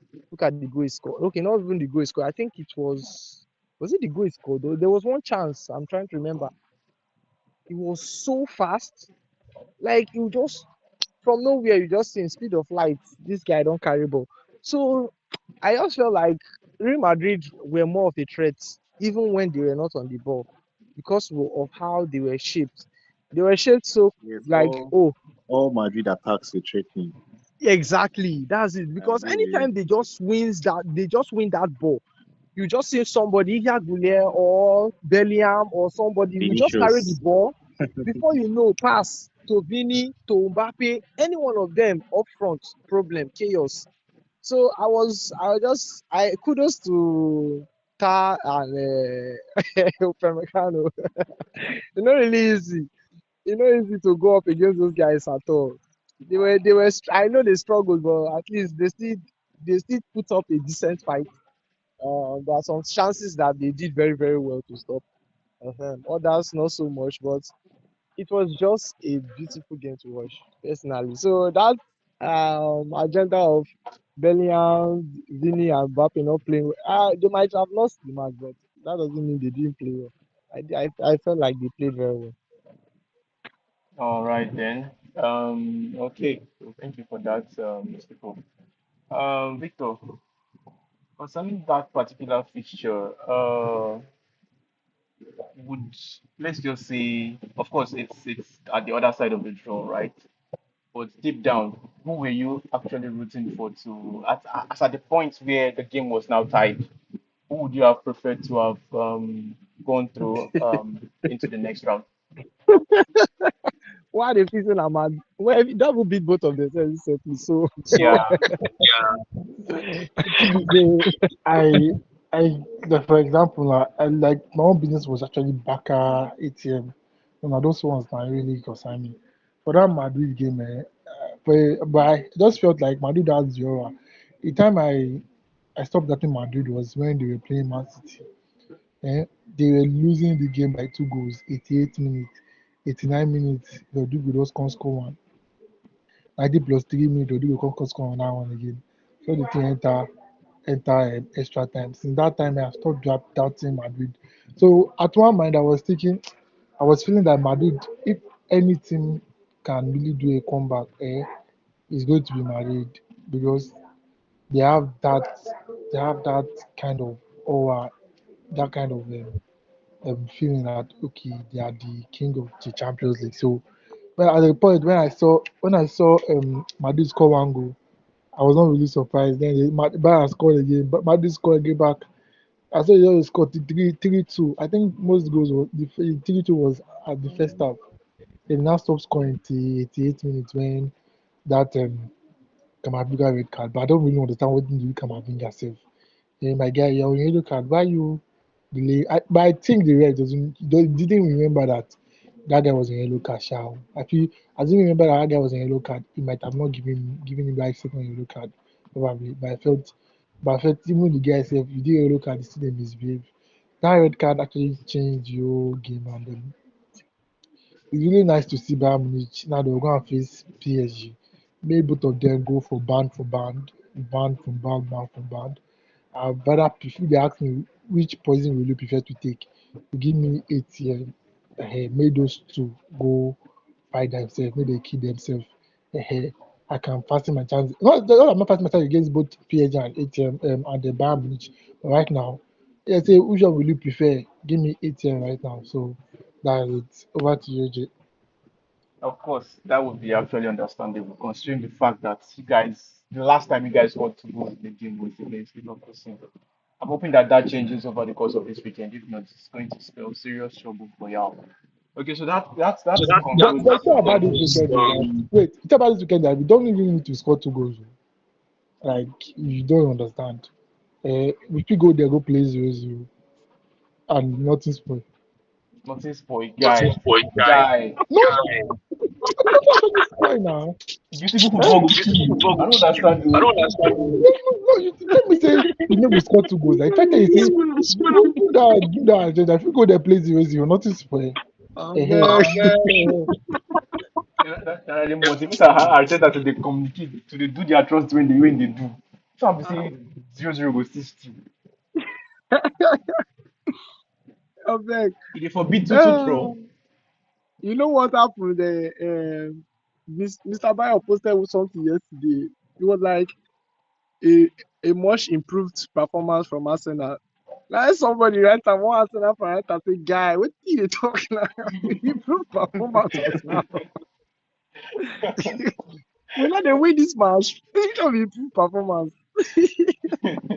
But Yes, I'm not going to lie. On Wednesday, I forgot Arsenal were playing until I saw full time notification on my phone.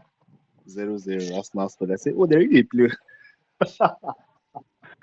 well, I just feel like everybody had this unconscious feeling that that match no go really get any big, like even if they are going to even score a goal, so maybe it will most likely come from Arsenal. It's just one goal. Like I wasn't really expecting anything from that match. I swear to God. Of course, of course, of course. All Yes, right kudos to then. Arsenal. So yeah, that's what it is. So yeah, we're about to bring the whole pod to a wrap for tonight. So let's just quickly recap the weekend round of fixtures we have. Two heavyweight ties, three derbies, if I put it like that.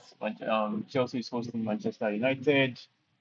City is hosting Arsenal, the league leaders Arsenal, and Everton is hosting Liverpool. So we'll Liverpool. start with the least heavyweights amongst all three clashes. So yeah, Everton is hosting Liverpool. Liverpool are in a position where they've lost their key talisman for the season.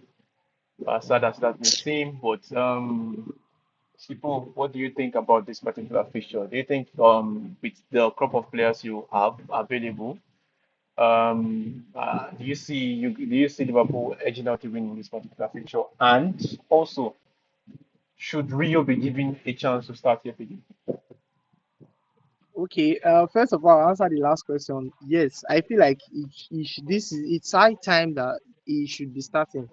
Like this guy offers so much to the team in terms of his dynamic style of play. Like he's so spontaneous. Like you don't know what to do. Like you don't know what to expect. So I feel like we just have like 6 games, maybe 5 games left for the season to come to an end. So I don't see any reason why he shouldn't be starting because I feel like he's going to be a necessary piece in our rebuilding next season. So yes, he should be getting the game time. So I don't know. Even if he's not starting, at least like half time, he should be all at least playing like 60 minutes or something like that. So that's for that one. Then in terms of how this match is going to turn out, I can't really say. I don't even know what to expect.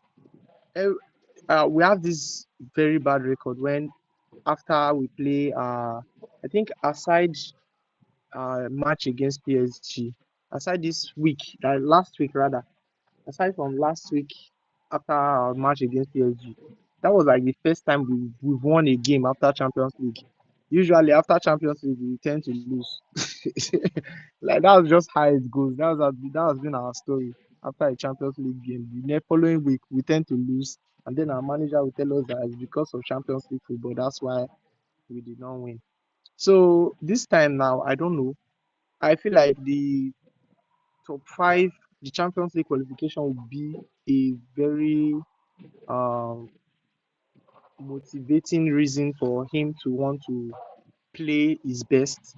And he doesn't have any competition he's playing in right now again, aside the Premier League. So that should be his focus. So I just feel like maybe we can get a win, but then Everton has been very, very good.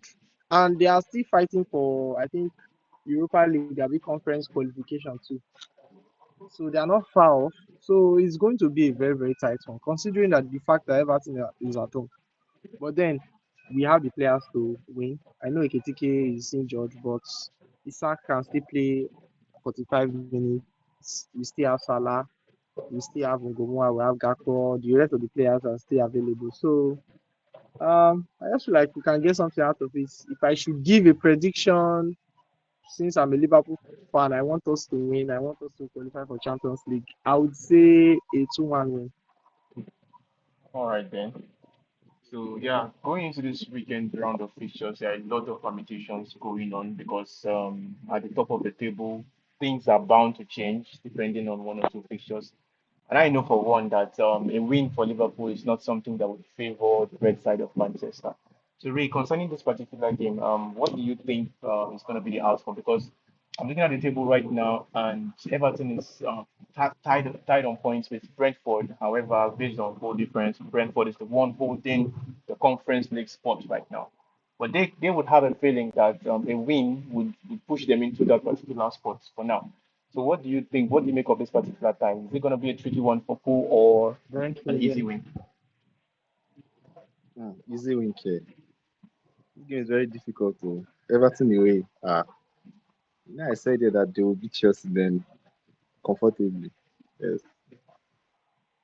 Everton away is not it's not even when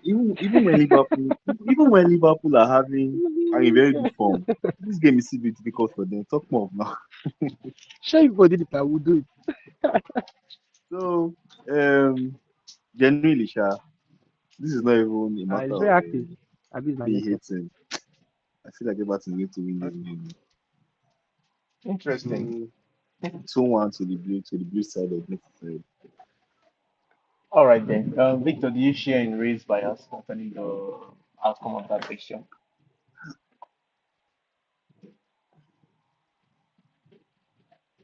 Yo, Victor, are you there?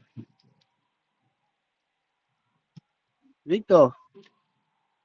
Victor, I'll I go beg, outside. no verse, I did. Sorry, I stepped out. Okay. All right. So Um, Ray just called a 2-1 win in favor of Everton. So I'm asking if you share the same bias in terms of the outcome of that fixture. this game is always difficult for Liverpool. Merseyside derby. Um, Everton are currently in a very good space, very good state. So I feel that game will end in a draw, 1-1 draw. Yeah, I'm not too spoiled, 1-1 draw. Yeah. All right then. It's from Victor's end. So whenever you miss mic, stop. All right. Concerning my own prediction, well, I would also lean towards Victor's prediction. I see a draw, although I don't know if it's going to be 1-1, like the goalless, but I see a draw in that particular fixture. All right, so that takes one out, and then we have two more to go. Now, this particular fixture, whoever wins, it's going to be it's going to be a very, very massive win for them. Manchester United wins, then they make sure that Chelsea cannot see their butt again. And if Chelsea wins, well, our top five just became a battle for the ages. So yeah, Chelsea is hosting Manchester United on Saturday, and yeah, it's the last kickoff for the night. It's an evening tie. So Ray, take it away. What do you think about this particular fixture? Do you think So Carrick which Ball is fixture? Fixture. going to be reactivated Okay. this weekend?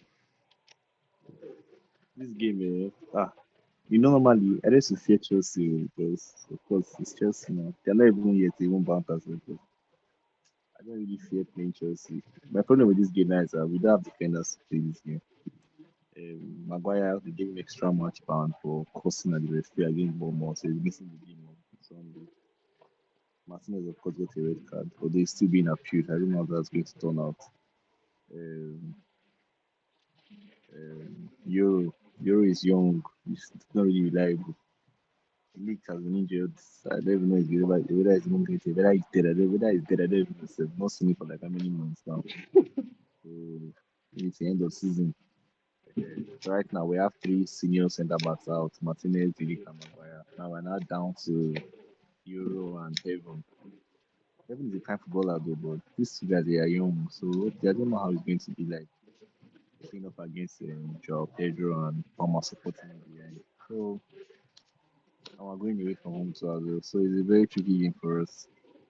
But although mine is back in training, so I believe that we will have him for this game against Chelsea. It's going to be a very good welcome back. But anyways, this is Chelsea, this is United, big game as always under the lights at Stamford Bridge. Um, it's going to be tricky. Like it's going to be tricky, very tricky.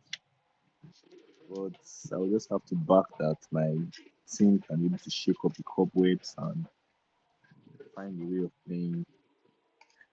Funny thing is that games like this suits my team more because well there will be spaces for them to play. I'm very sure that Osimi is not going to pack the balls against us. And I'm very, very sure. So they're going to come, going to try to attack us. But then we have players that hopefully we can find spaces in behind them, around them, down their sides. The likes of Mbemo, Konya, Ahmad, and maybe Sesko when come from the bench. Then Bruno, of course, find the pockets. So all in all, Sha, I just believe that we can get points in this game, and I'm going to stick by that. I'm going to go. I'm besides Chelsea, they lost 5 games in a row. Nobody's talking about it. Okay, they won the FA Cup. There's 4 games. They want one against Portville. I just remember this. I just remember. So they've lost 4 in 5 games. So that's sorry, 5 in 6 games. That's the lot. They lost 5 in 6 games. So they're not in the best of forms either.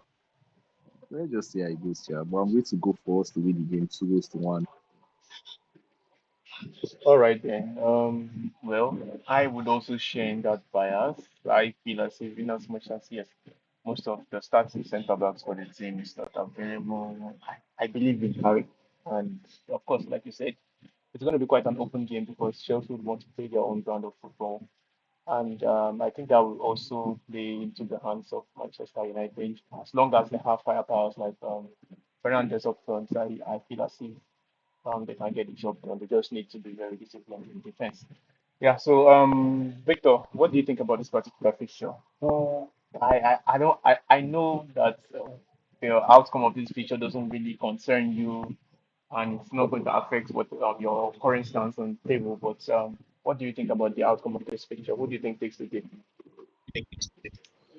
Um, this fixture, last season it was Chelsea winning at the Stamford Bridge, and I still feel this season I see Chelsea winning this game.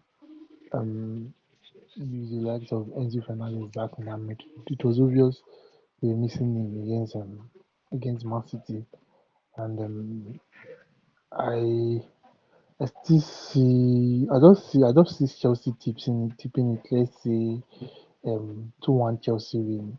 Yeah, 2-1 Chelsea win. Okay. Emma, what do you think? Well, this game is going to be crazy as hell. Chelsea will be looking for a win, and I think their only win now has come against Portville, which is I think was it not League One, I mean League Two side. So it's not a very very good look for Liam and his team. So they'll be looking for something. They'll be looking for something, and that something will not be losing at the bridge. So I don't think they are going to drop points. They'll be dropping points in the bridge, but I don't know if they can win. So I think I'll be going with a draw for that game. A 2-2 draw perhaps. All right then, it's a 2 draw.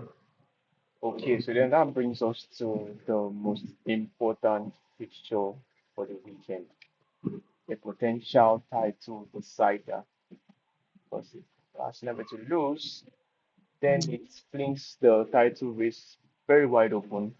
But then if I have they to be were to get a sat in this win, game. then I think we the haters might just sit back and, well, accept the fact that they have So, won the league. Arsenal so we do. taking on Manchester City. Victor, I would like you to start this one off for us. Now, going into this fixture, like I said, you guys haven't really been in the best of form in terms of goal scoring. And I would personally, I feel as if that's the most boss-like move for a league leader to make is to go out into that fixture and get a win. So I'm looking at your track record from the last few matches, and I'm looking at the current form of Manchester City. How do you think this match plays out? All right. Can you guys hear me? Yes, yes. Yeah, yeah, we can hear you. So I posted something on X recently. I've been very, very active on X. Something about how seventh season of Ateta is going to be defined um by just a particular week. Yes, the first week has passed. The first game of the week has passed, which is Sporting. Then we have a very, very massive game.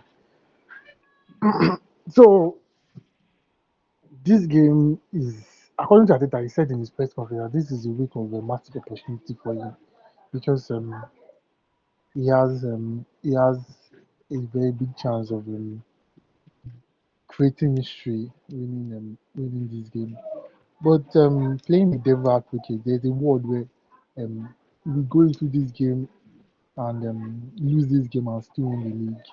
Yes, but we don't want that. We don't want a case. We don't want that particular scenario. We want everything to be in our hands. And there's still a case where we go into that particular game just and get a draw because we played it not once, not twice. We played it two times against City and played come out with a draw against City at the Etihad. But unfortunately for us, this game comes in a particular point of this season where most of our um, most of our players are now running out of engine. Example, Declan Rice and Zubimendi are not tired due to the fact that there is no a suitable replacement or the person supposed to replace the minute, which is Marino, picked up a very long-term injury, and Nogard is not being trusted enough. So they are not expecting Declan Rice and Zubimendi to play most minutes. I think Zubimendi is clocking the second most minutes in the league already. So so you understand you playing in a very intense league. I'm also playing the Champions League. So you get why it feels like Arsenal are running out of engine because most of the players are running out of engines because of constant use.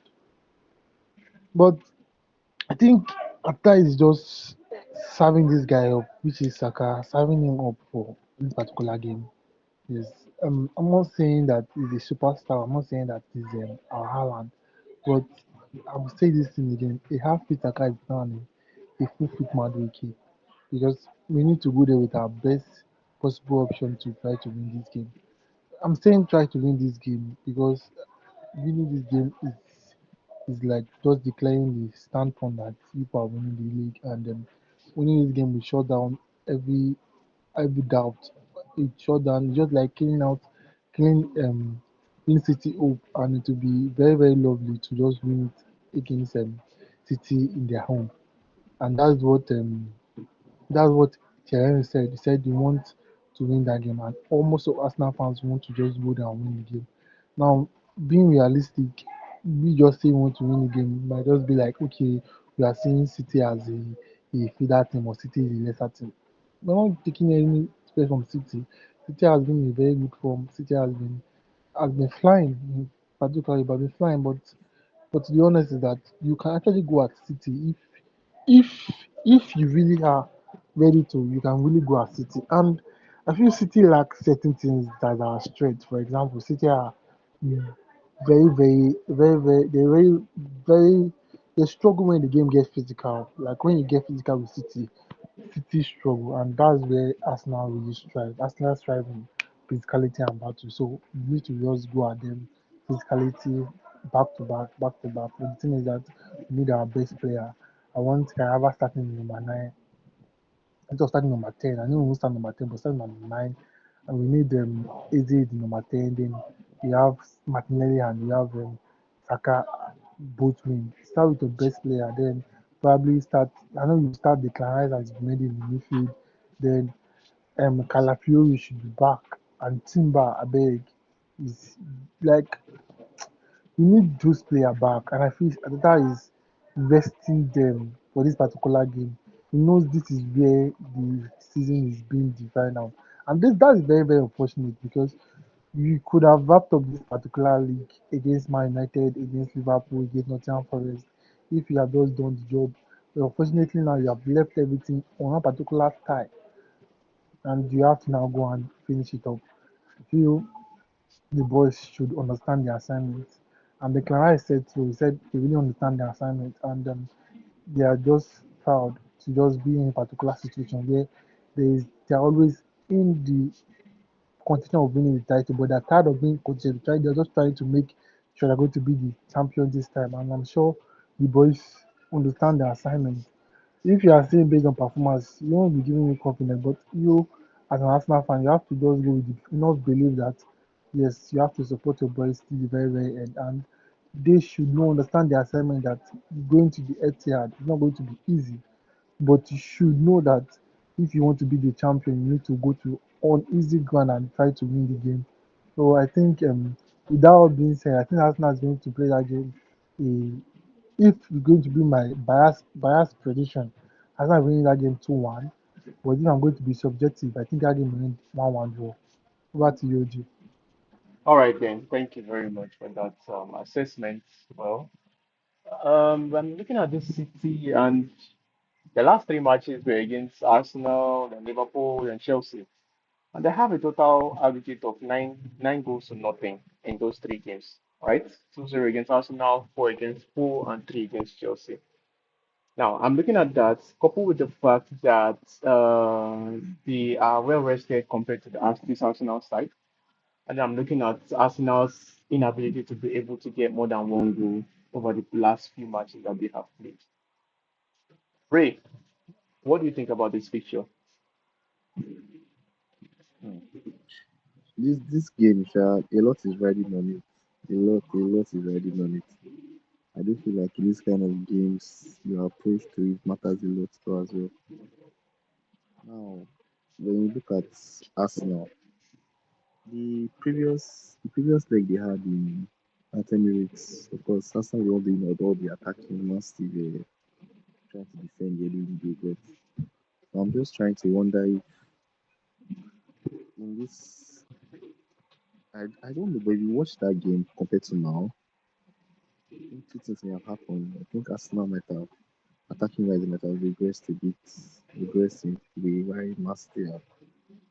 Recently, they seem to be finding a way in these games. So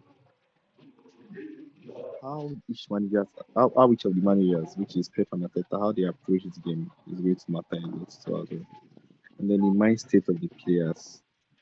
Um, of course, Man City will be all geared up because they just beat Arsenal some weeks ago in a cup final.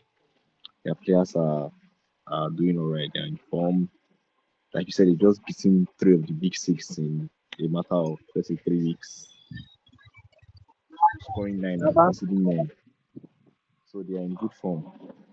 While as for Arsenal, their mind state, I don't know where how they are looking into this game because they just crawled over the line against Sporting while losing to Bournemouth and also losing to Southampton and Arsenal. Sorry, Southampton and Man City in the space of these same 3 weeks too as well. So for Arsenal now, they will go into this game trying to hold on to the cushion they have over us over Man City. While as for Man City, they will be more aggressive because of course it's a game they have to win. They know that in this game, Man City have to win this game. Arsenal could as well do with a draw. I don't know if this is going to play into the mindset of the players. But I think Arsenal need to realize that this game, even as much as they need a draw, they also need to play for a win.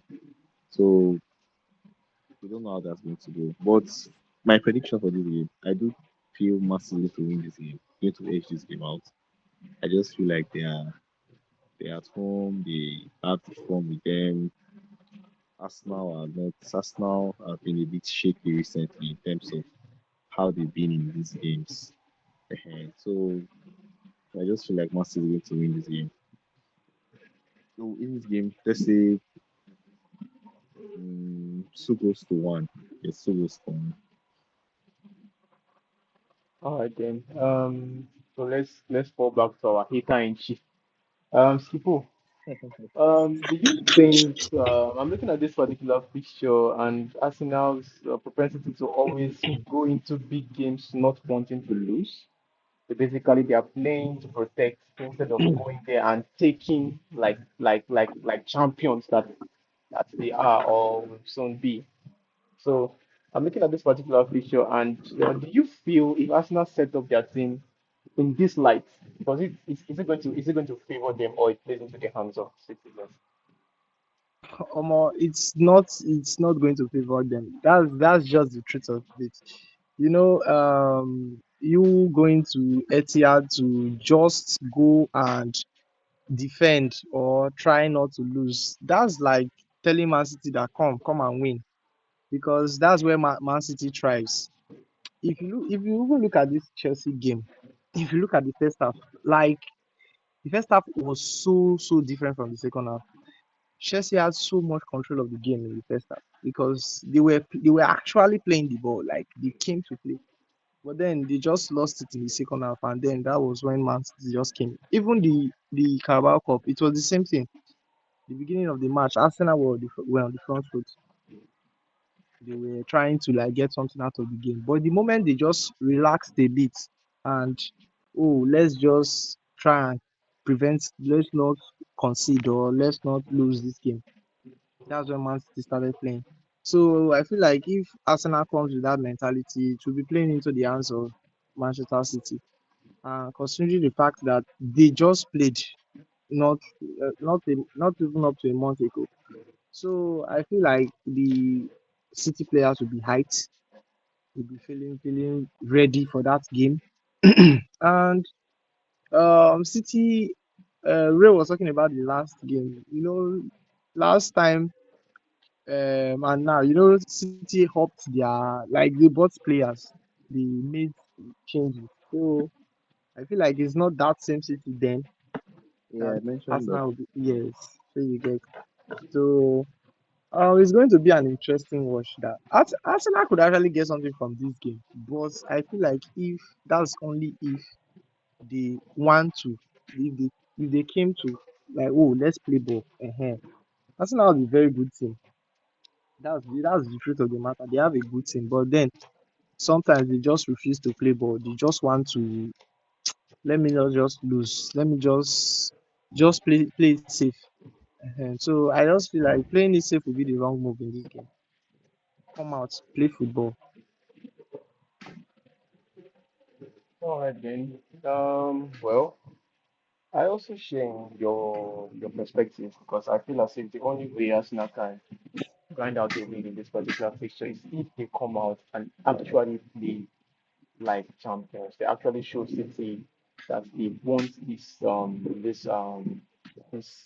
year's EPL or this season's EPL. Because going to the ATL ground and trying to defend a lead because yeah, of course, right now they have a 6 point lead against City, right? So they can actually start defending that before City even scores a goal. So going into the ATL ground and trying to do that, it's just not something I would advise them to do because well they're just setting themselves up for destruction because they can't keep that up for the entire night. In as much as yes they have the firepower to be able to keep that up for 90 minutes, it's not absolutely guaranteed that it can happen that way. So I would prefer that they go to City and play City like they actually want to win. And if they do that, I do believe that they can actually come out to the win because, in as much as yeah, City has been good recently, Arsenal has a very very formidable defense. So if they can show up their attack and actually play an attacking brand of football or a daring brand of football come Sunday, then they have a chance of winning this particular tie. But if they decide to go there and say, okay, they want to get a draw because it still helps them on the long run, then I'm sorry, yeah, they may end up not getting a point altogether from that particular picture. So yeah, It's a tricky one for me, but I would just call a result that is somewhat similar to the FA Cup final. So 2-0 in favor of City. Well, primarily because one, they are playing at home, and then two, they are in this run of form that looks as if they can keep it going. Well, so I feel as if, and of course they have the players, and everyone is starting to finally click. Semenyo is Yeah, firing on true. all cylinders. Kusanov has been absolutely Oh, formidable. That Kusanov partnership has of been a Kusanov and beast, bro. Kai, gay, absolutely formidable, and Kusanov guy. is a very, very fast player, right? So, and coupled with the fact that the wing backs are also Nico Riley, yeah, there is that as well. Oh, So turn up. Arsenal's nightmare at this point in time. So yeah, everything just seems to have aligned in a way that looks as if they are destined for this win. So it's going to be a very, very difficult time for Arsenal. And I do wish them well, but if they decide to go there and go and do whatever that which you know how to do best, then I'm sorry I have bad news for them. They're gonna lose that game. So yeah, from a neutral perspective, I'm gonna call a 2-0 win in favor of City. So that about wraps our show for tonight because of course there's no La Liga games this weekend owing to the Kings Cup final, which I'm hoping Atletico Oh, loses that's true. That's 0-8, true. but well, it is That's what it true. is. Yeah, so there's no La Liga games this weekend. Yeah. Um so moving into the weekend, we all have expectations, right? My team is not playing. Emery, of course, would want a win for your team ideally. Yeah. Victor would want a win for his team as well. Same goes for Ray. Well, I would just be enjoying this weekend as from a purely neutral and hateful standpoint. So yeah,